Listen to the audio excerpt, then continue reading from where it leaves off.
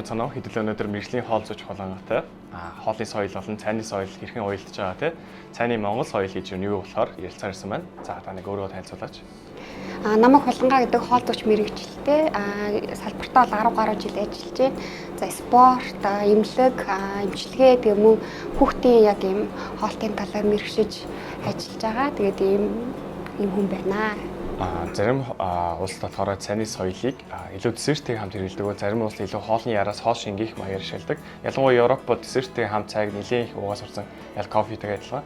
Тэгвэл Монголын цайны соёл юу нэг хоол болон цайны холбоо нэр өгдөг байна. Тэгтээ бас амар өрмөц шүү дээ. Жишээ нь бид нар цайгаа баяртай цай, махтай, сүртэй ийм цай хэрэглэдэг байхгүй юу?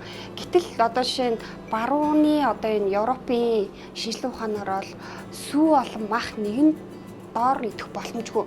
Бараг хүн төгжүүлэл үүсээд өгөхээр эсвэл хордлонд орохоор ийм ярьдаг байхгүй. Гэтэл бидний баяжтай, борцтой бүр сүтээ цай уугаа бид нар ямар их хөлс гарч бидний ядаргаа тайлагддаг үлээ тий. Тэгэхээр бид нар чинь нэг 1000, 2000, 3000 гэж бүр 5, 6000 жилийн турш идэд утсан учраас цагаан эдэг, цайг хэрэгэлцсэн учраас бидний бид бас өрөмцөөр шингэдэг байж магадгүй гэж Монгол эрдэмтэд бас тайлдаг.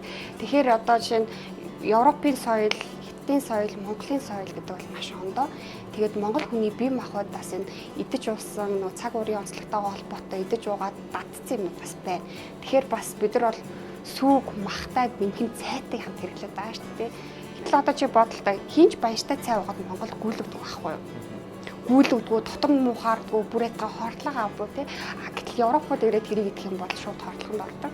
Тэгэхээр Монгол хүний бас бие физиолог тохирсон юм өрнөц хоол унд тий. Монгол сүтээ цайны хувьд гэх юм бол хоолны оронд бараг шилж болдог. Нөөцлөд аваад явчихдаг. Нүүдэлчин хүмүүс анд юм уу, малдаа явахдаа 2-3 хоноор явах тохиолдолд дотор шар тус юм уу, борцоо ивэд явхад бараг л шингэн хоол шигтэй нөөцлөд авах боломжтой байдаг. Та юу нэнийг тайлбарлавал би чинь сая нөгөө Марсын хоол хийсэн байхгүй манай баг хоол зурчдын баг 30 жил хадгалах боломжтой юм хүнс тэгээд NASA дээр авчих туршаад ингээм амжилттай болсон. Тэр бол ер нь бол Монголын уламжлалт баг хоол. Тэгэхээр бид нар NASA-гийн стандарт, олон улсын сансрын стандартаар ингээ хоол хүнс эдэлдэж байгаа шүү дээ. Гэтэл тэрийг ингээ даваад үзэх бол Монголын эртний хоол хүнстэй амар адилхан. Саяын таны хэлдгээр нөгөө нүүрслэгч гэдэг байгаа шүү дээ. Дотор нь шар тосоо хий чинь одоо аваа гурлаа чинь маха борцлоод хий чинь тэгээд бид нар хүн үлдээч дат технологиор гаргаж авч байгаа бараг Монголын уламжлалт тэр хоол хүнс мөн. Тэгээд дээр нь нэмэх нь бидний Чингис хааны байлдан дагуултын одоо эсхин түрмгийллийн үеийн хамгийн одоо дайчдын маань хүчтэй алгасан хоол хүнс аахгүй.